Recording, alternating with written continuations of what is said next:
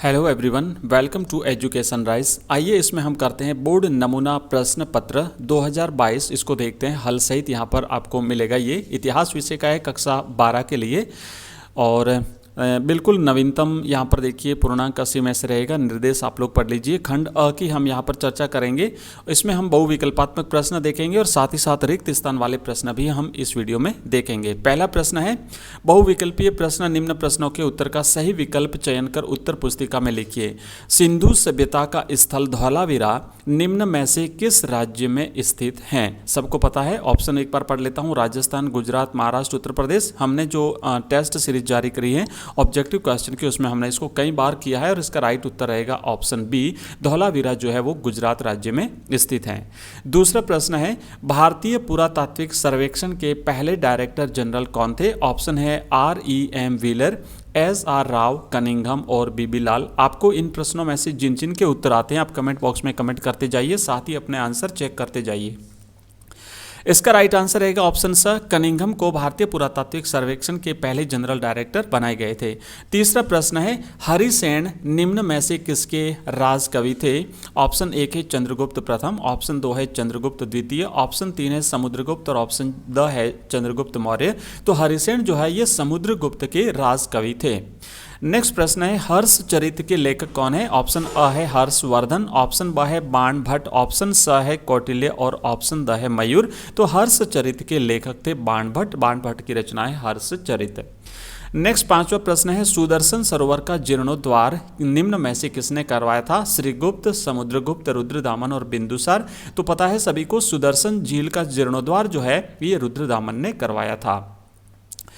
छठा प्रश्न है, प्रसिद्ध यात्री जो बैप्टिस्ट तेवर्नियर कहाँ का निवासी था? ऑप्शन अ है इटली, ब फ्रांस, स मोरक्को और द इंग्लैंड। तो ये जो बैप्टिस्ट था ये फ्रांस का निवासी था। नेक्स्ट प्रश्न है, शेख फरीदुद्दीन गंज ए सकर की दरगाह निम्न में से कहाँ स्थित है? अजमेर में, दिल्ली में, फतेहपुर सीकरी में या अजोधन में? तो इनकी दरगाह जो है वो अजोधन में स्थित है। अजोधन शायद पंजाब में होना चाहिए। शेख फरीदुद्दीन गंज ए सकर मुस्लिम एक प्रसिद्ध मुस्लिम संत हुए हैं और इनकी शिक्षाएं जो है वो काफ़ी प्रसिद्ध रही थी। नेक्स्ट है आठवां, विजयनगर साम्राज्य की स्थापना किस वर्ष की गई थी? ऑप्शन एक है 1236, ऑप्शन बी 1336, ऑप्शन स 1256, ऑप्शन द है 1356। सभी को पता है विजयनगर साम्राज्य की स्थापना 1336 ईस्वी में हरिहर और बुक्का नामक दो भाइयों ने की थी। और आगे बढ़ते हैं, यहाँ पर नेक्स्ट दिया हुआ है, अंग्रेजों के विवरणों में रैयत शब्द का प्रयोग किसके लिए किया गया था? ऑप्शन एक है श्रमिक, ऑप्शन ब मकान मालिक, ऑप्शन स किसान और ऑप्शन द सरकारी कर्मचारी। तो इसका सही जवाब है रैयत, किसानों के लिए प्रयोग किया गया शब्द था। नेक्स्ट है, सहायक संधि व्यवस्था किसने प्रारंभ की थी? ऑप्शन अ है लॉर्ड वेलेजली, ऑप्शन ब लॉर्ड डलहौजी, ऑप्शन स लॉर्ड कैनिंग और ऑप्शन द लॉर्ड क्लाइव। तो इसका सही आंसर रहेगा ऑप्शन अ, लॉर्ड वेलेजली ने जो है सहायक संधि, व्यापक स्तर पर सहायक संधि की शुरुआत लॉर्ड वेलेजली ने करी थी। बाकी इसकी शुरुआत जो है वो सहायक संधि की फ्रांसीसी डुप्ले ने करी थी।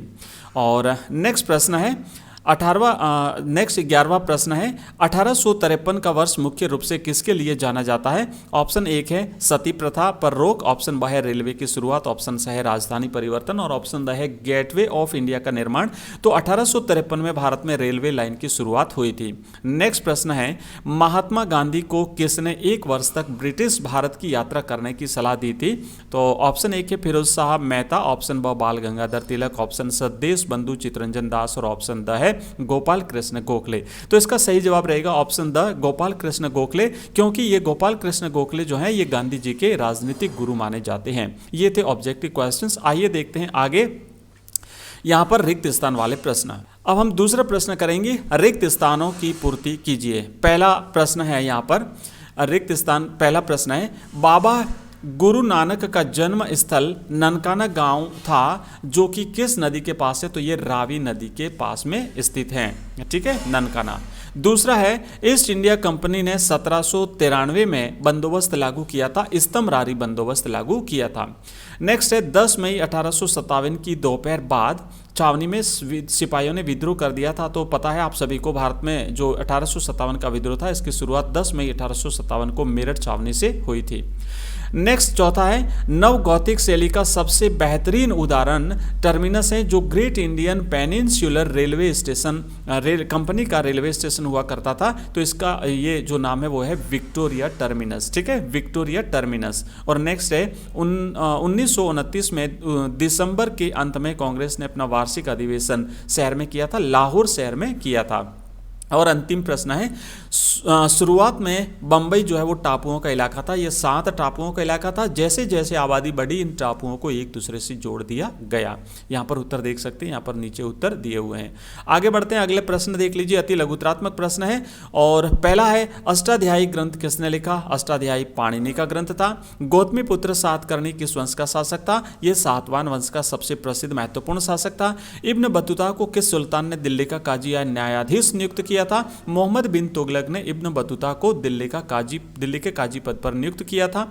किस यात्री ने मुगल कालीन नगरों को शिविर नगर कहा है? तो बर्नियर ने मुगल कालीन नगरों को शिविर नगर के नाम से संबोधित किया था, अपने उल्लेख किया था अपने ग्रंथ में।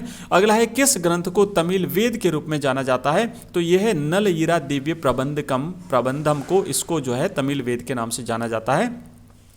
जोतदार किन्हें कहा जाता था? उत्तरी बंगाल के जो प्रभावशाली किसान हुआ करते थे और जो मुखिया होते थे वो जोतदार कहलाते थे।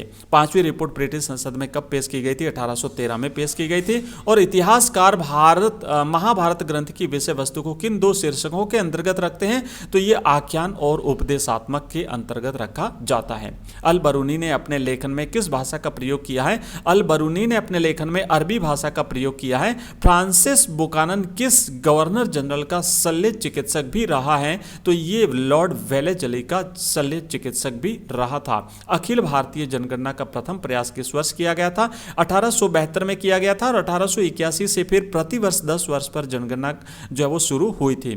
सैनिटोरियम से आप क्या समझते हैं? लंबी बीमारी से पीड़ित रोगियों के उपचार और स्वास्थ्य लाभ के लिए अस्पताल जैसा स्थान होता है, जिसे सैनिटोरियम के नाम से जाना जाता है। ये हमने खंड अ किया है। खंड ब जो है ये आपको नेक्स्ट वीडियो में मिलेगा उत्तर सहित। अगर वीडियो पसंद आया तो चैनल को सब्सक्राइब करिए, अपने मित्रों के साथ इसे शेयर करिए। बहुत बहुत धन्यवाद। Welcome again for next video.